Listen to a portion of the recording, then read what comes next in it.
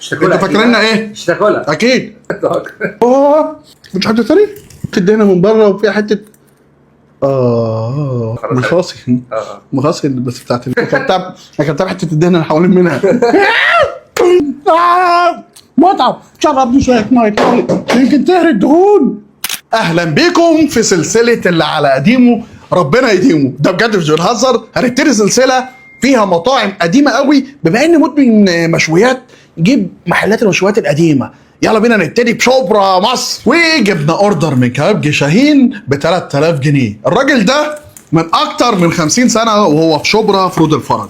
بتاع زمان عارفين كيس كيس السلطه اللي هو تقطع تشفط تلاقي ميه نار لهب شويه حاجات. المهم كواليتي والطعم. يلا بينا. وعايز اقول لكم ان مكتوب كيلو الطرب وسعره 760 جنيه.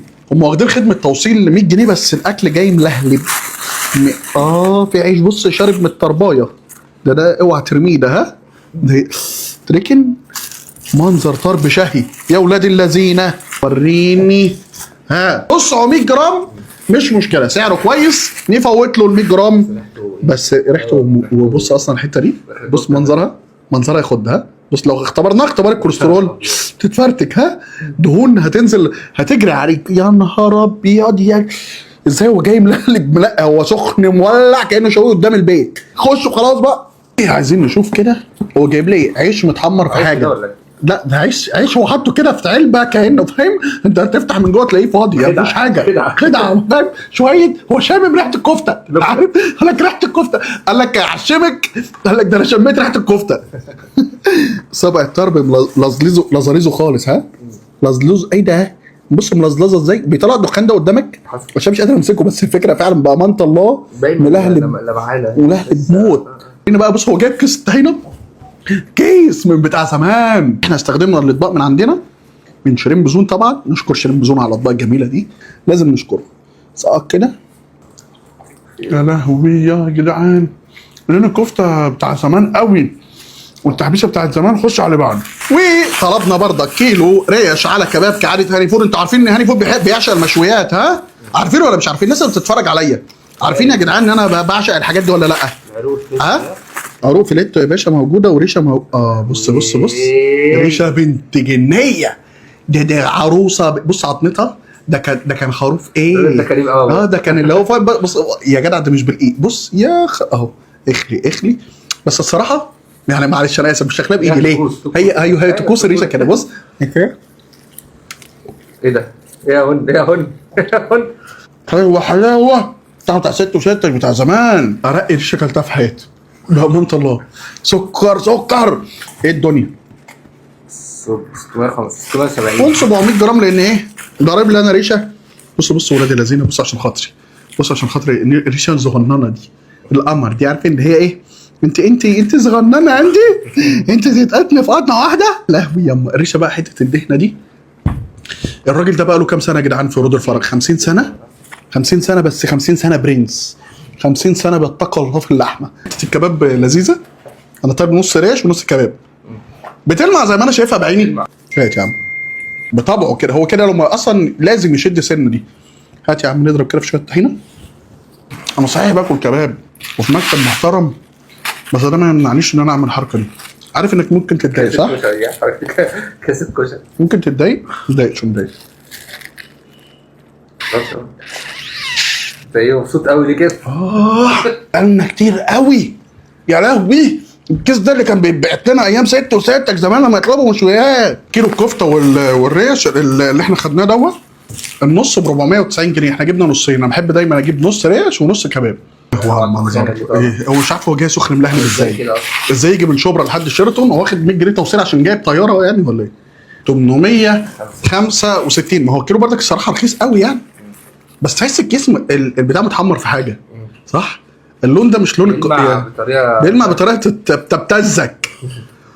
اللحمه حمراء قوي. اللحمه حمراء موت. طرب برضه اصلا المكان ده انا سمعت انه كان متخصص كفته وطرب وريش فقط. أيوة. انا سمعت هو كان متخصص عشان كده بقول لك الريش جامده قوي عنده. هات رغيف بقى من اللي هو محمره في سمنه ولا ايه فاهم. هات يا عم ادي صبعايه وهات اللي احنا قطعناه عشان ما حدش يقول لك يا هاني فود ايه. شويه طحينه برضك بص هو راسم على الشنطه ايه اصلا؟ راسم نار. راسم نار. شويه سلطه مجرمين قوي. الفرخه اخر حاجه معانا. قال لك انا بعمل فرخه تكه. حلويات اهو. هخش فيه اهو طبق الحلويات موجود. اصبر ثانيه واحده. ثانيه قال لك انا هعمل فرخه تكه، لكن شيش مش جاي معايا. حاجه جايه سخنه ملهلبه. يا نهارك ليه؟ ده مندي ولا مشوي ولا ايه؟ انت شفت خدت بالك؟ انت خدت بالك ان هي اصلا بتدوب. انا اول ما اشوف فرخه مشويه بتدوب. هتقولي بتنبهد ليه هاني يا فول؟ الفراخ احلى فراخ كلتها بجد. لا فراخ مشويه جامده جامده جامده. بعيد عن هزارنا وضحكنا مع بعض، لا الفراخ عنده احسن من اي حاجه. يا فراخ عنده مجرمه باينه. الفراخ عنده فراخ. انت عارف انت بتاكل فرخه بلدي بجد. انت بتاكل فرخه بلدي فاهم؟ الفراخ مجرمه.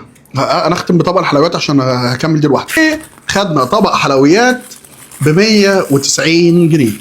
طبعا لو حد بيتفرج علينا من هم الناس اللي هي الجميله هيفتكر ان دي بسبوسه. ها ما يعرفش ان الحلويات بالنسبه للشعب المصري الحاجات اللي هي فاهم. ها حاجات من القلب بقى، كبده فاهم.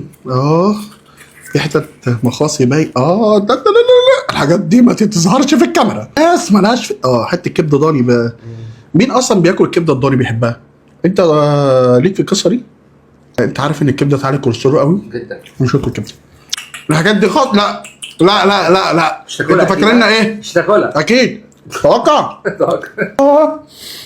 مش حد تاني؟ اهي. ايه دي بقى؟ ايه قليله الادب دي؟ على حته دهنه من بره وفيها حته دي ماشي خلاص مخاصي بس بتاعت لا ايه كانت حته الدهنه اللي حوالين منها. مش طعمها حلو. بتضحك ليه؟ ولا ضحك ليه؟